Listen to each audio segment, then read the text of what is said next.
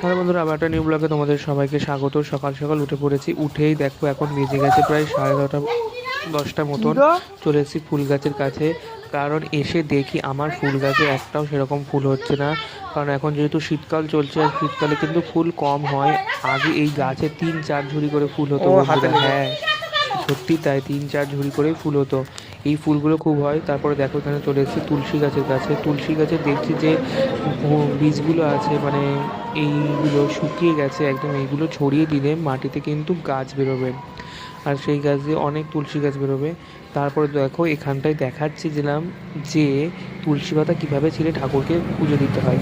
তো যারা যারা দেখোনি, প্রোফাইলে দেওয়া আছে, অবশ্যই গিয়ে দেখে নিতে পারো তুলসী পাতা কীভাবে ছিঁড়বে, কোন মন্ত্রে তুলসী পাতা ছেঁড়া যায়, সব কিছু দেওয়া আছে। অবশ্যই গিয়ে দেখে নিতে পারো।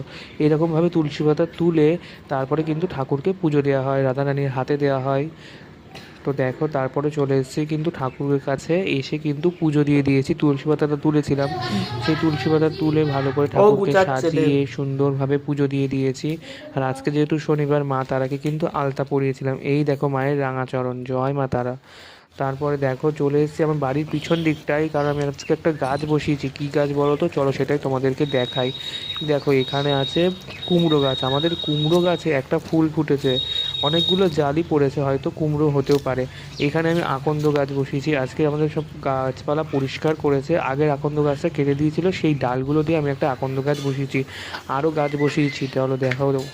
এইদিকে দেখো চলে এসেছি বাড়ির সামনের দিকটায়। এসে দেখো এখানটায় যে কিছুদিন আগে আমি ফুলগুলোকে নিয়ে শুকিয়ে অনেক জায়গায় রেখে দিয়েছিলাম, সেই ফুলগুলো কিন্তু শুকিয়ে গেছিলো। সেই ফুলগুলো দিয়ে এরকমভাবে ছড়িয়ে ছড়িয়ে দিয়ে বসিয়ে দিই। তোমরা আমাকে কমেন্ট করে বলবে তো এরকমভাবে ছড়িয়ে বসালে কি গাছ বেরোয়? আমি না ঠিক জানি না এটা কেমনভাবে এরকম গাছ বেরোয়। তো যারা যারা জানো কীভাবে ছড়িয়ে দিলে গাছ বেরোয়, অবশ্যই কিন্তু আমাকে কমেন্ট করে বলবে। আমাদের এই বাড়ির সামনে পেঁপে গাছটায় একটা না অনেক কটাই পেঁপে হয়েছে। এই দেখো বন্ধুরা, কত সুন্দর সুন্দর পেঁপে হয়েছে না, আমার তো খুব ভালো লাগে। তারপরে এখন দুপুরবেলা হয়ে গেছে, আজকে বাড়িতে মাছ রান্না হয়েছিল। কী মাছ বলো তো, এই ভোলা মাছ ডাঁটা দিয়ে রান্না করেছিল, এত সুন্দর লাগছিল, সাথে আলু মাখা ছিল, হেভি খেতে লাগলো। বিকালে প্রায় এখন বেজে গেছে 5:30 মতন, 5:30 বাজেনি, 5টা বাজে। তো দেখো বাইরে বেরিয়ে পড়েছি, একটু হাঁটা চলা করছিলাম আর দেখছিলাম যে কীভাবে তাড়াতাড়ি সন্ধ্যেটা হয়ে যায় এখন। তারপরে দেখো এখন আমি রেডি হয়ে গেছে, যাব এখন পড়তে। আজকে যেহেতু শনিবার, আমার রাত্রে পড়া আছে 6টা থেকে, সেখানেই যাব পড়তে। পড়া হয়ে গেছে, ঘড়ি কাটা বেজে গেছে একদম 9:30।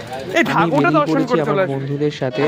সামনে এই ঠাকুরের কাছে আজকে ঠাকুরের পুজো ছিল, তাই জন্য চলে আসছি। ঠাকুরটা কত সুন্দর লাগছে।